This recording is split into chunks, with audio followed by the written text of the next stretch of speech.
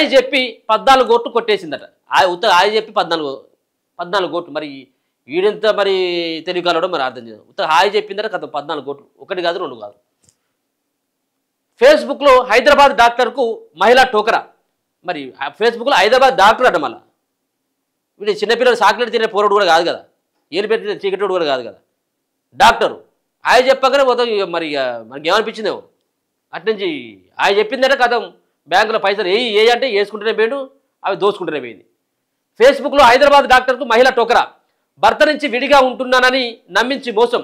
Telegram, వాట్సాప్లో chatting, ఫోటోలు sharing. సిఎంసిలో trending చేయాలని ఒత్తిడి. లోన్లు తీసుకొచ్చి కోట్లు పెట్టుబడి పెట్టిన డాక్టర్. డబ్బులు డ్రా చేసుకునే వీలు లేకుండా ట్యాక్సీల పేరుతో వసూలు. మోసపోయారని తెలుసుకొని సైబర్ పోలీసులకు ఇప్పుడు 1 కోటి కాదు 2 కోట్లు కాదు, ఈ మొగోనికి 14 కోట్లు పోయిన తర్వాత అప్పుడు మంచిగా కన్నిట్లో ఇట్లా నలుసుకుంటూ పోయి అప్పుడు వారి సోయి వచ్చింది. అరే నీ మోసపోయాను కదా అని. లాస్ట్ చూస్తే 14 కోట్లు లాస్. 14 కోట్లు ఎడపోయింది ఇది. ఇగో ఫేస్బుక్లో హాయ్ చెప్పి ఓ డాక్టర్ని మోసం చేసిందో లేడీ. పెట్టుబడి పెడితే డబుల్ అవుతాయని చెప్పి కోట్లు కొట్టేసింది. బాధితుడి ఫిర్యాదు మేరకు సైబర్ సెక్యూరిటీ బ్యూరో అధికారులు కేసు దర్యాప్తు చేస్తున్నారు. హైదరాబాద్ ఎర్రగడ్డ ప్రేమ్ నగర్కి చెందిన ఓ వ్యక్తి ప్రైవేట్ హాస్పిటల్లో డాక్టర్గా పనిచేస్తున్నాడు. ఆగస్టు 27న ఫేస్బుక్ మెసెంజర్లో ఆయనకు మోనికా మాధవన్ పేరుతో రిక్వెస్ట్ వచ్చింది. దానిని యాక్సెప్ట్ చేసిన సదరు డాక్టరు ఆ మహిళతో చాట్ చేయడం ప్రారంభించారు.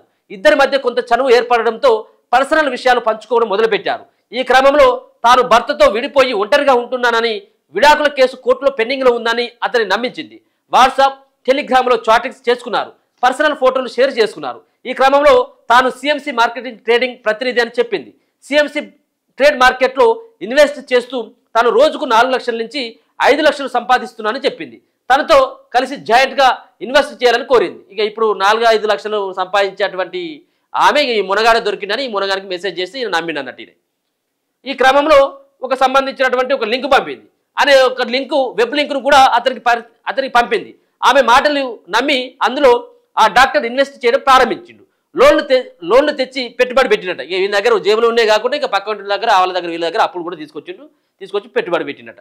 లోన్లు తెచ్చి పెట్టుబడి పెట్టి ఈ క్రమంలో సెప్టెంబర్ 3న మొదటి విడతగా డాక్టర్ నుంచి ఆ లేడీ 30 లక్షలు పెట్టుబడి పెట్టించింది. ఇందుకు గాని మొదటి ట్రేడింగ్లో 8.6 లక్షల లాభం వచ్చినట్లు చూపించింది.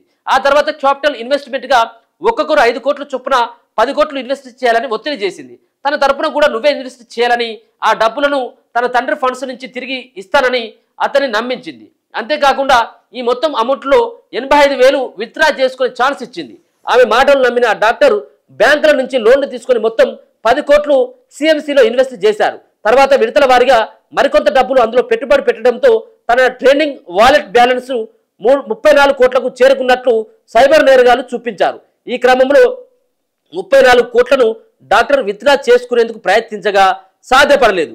అమౌంట్ విత్డ్రా చేసుకోవాలంటే 10% ట్యాక్స్ కింద 7.5 కోట్లు చెల్లించాలని సూచించారు. ఇందులో తన తరపున 50% ట్యాక్స్ చెల్లించాలని మోనికా పేరుతో డాక్టర్ను ట్రాప్ చేసిన సైబర్ నేరగాళ్లు పట్టుబడ్డారు. మోనికా పేరుతో డాక్టర్ను ట్రాప్ చేసిన సైబర్ నేరగాళ్లు పట్టుబడ్డారు. ఈ నెల 26 వరకు 60 రోజుల వ్యవధిలో మొత్తం 14.61 కోట్లు ఆ డాక్టర్ నుంచి కొల్లగొట్టారు. దీంతో మోసపోయారని గుర్తించిన డాక్టరు గురువారం సైబర్ సెక్యూరిటీ బ్యూరోను ఆశ్రయించారు. చాటింగ్కు సంబంధించిన screen shots and bank transactions, online trading platform వివరాలను వారికి అందించాడు. ఇక CSB DSP KVM Prasad case నమోదు చేసి దర్యాప్తు చేస్తూ ఉన్నాడు. ఇక ఏందే ఉన్నదంతా ఇప్పుడు సైబర్ నేరగాళ్ళు అంటే ఈ హైదరాబాద్లో కూకొని టక ఒత్తిటోడు కాదు కదా, వాడు ఇక్కడ ఉంటాడు, వాడు ఇక్కడ కాదు వేరే దేశం నుండి కూడా ఆపరేట్ చేస్తూ ఉంటాడు. వాడిని పట్టుకోవడం చాలా కష్టం. కేవలం గోల్డెన్ అవర్ అనేది ఒక అవర్, మనం పైసలు పోగొట్టుకున్న తర్వాత ఒక గంటలో కనుక మనం ఫిర్యాదు చేస్తే కొంత వెసులుబాటు ఉంటుంది మనకు మళ్ళీ అమౌంట్ రిటర్న్ రావడానికి. 100% ఉంటుంది అంటే అది కష్టమే, కానీ కొంత మాత్రం వెసులుబాటు ఉంటుంది. ఇక గంట దాటిపోయిన తర్వాత నువ్వు ఎన్ని గంటల పాటు తిరిగినా, నువ్వు పోలీస్ స్టేషన్ల చుట్టూ తిరిగినా కానీ దాదాపుగా 90% దొరకడం కష్టమే. ఎందుకంటే ఆన్లైన్లో మోసాలు చాలా ఘోరంగా పెరిగిపోయినాయి. ఎవడు ఎక్కడి నుంచి ఆపరేట్ చేస్తూ ఉన్నాడో తెలియదు. ఎట్లా ఇప్పుడు అంత ఈజీగా కూడా సరే వాడు మోసం చేయడానికి ప్రయత్నించిండు. చాలా రకాలైనటువంటి సోషల్ మీడియాలో వచ్చిన తర్వాత దీనిపైన అవగాహన కూడా పెరిగింది. ఒకరు ఓటీపీ అడిగితే ఇవ్వకండి, అనవసరమైనటువంటి లింకులు ఓపెన్ చేయకండి, ఒక యువతుల పేరు మీదతో మిమ్మల్ని వలపడినందుకు ఎన్నో రకాలైనటువంటి ప్రయత్నాలు చేసి ఇన్వెస్ట్మెంట్ పెట్టమని చెప్పేసి అని చెప్పినట్టయితే పెట్టగానే అని చెప్పేసి మొత్తుకు ఉన్నా కానీ ఎవడినట్లేదు. మరి అక్కడి నుంచి మరి సన్నగా అక్కడి నుంచి వాయిస్ వినపడగానే మరి ఇక్కడ సారు ఇక్కడ ప్రొసీడ్ అయిపోయి పైసలు కొట్టుడు, దాని తర్వాత వచ్చి మళ్ళీ కాళ్ళ వేల పడడు, పోలీసుల కాళ్ళ వేల పడి బతిలాడి నా పైసలు పేరేసారని అప్పుడు బయట. అయితే ఇట్లాంటి వాళ్ళు ఇట్లా మోసపోయినటువంటి వాళ్ళు చాలామంది ఉంటారు. కానీ బయటికి వస్తే ఇజ్జత్ పోతుంది ఆయన కూడా అని చెప్పేసి కొంతమంది బయటికి రానటువంటి వ్యక్తులు కూడా ఉన్నారు. దయచేసి ఇటువంటి వాటి పట్ల కొంత జాగ్రత్తగా ఉండడం చాలా అవసరం, చాలా అవసరం. ఎందుకంటే ఒకటా రెండా 14 కోట్లు కొట్టేసింది కదరా నాయన, 14 కోట్లు. వాళ్ళ దగ్గర లేకపోయినా కానీ అప్పులు సప్పులు తెచ్చి బ్యాంకులలో లోన్లు తెచ్చుకొని పెట్టిండు.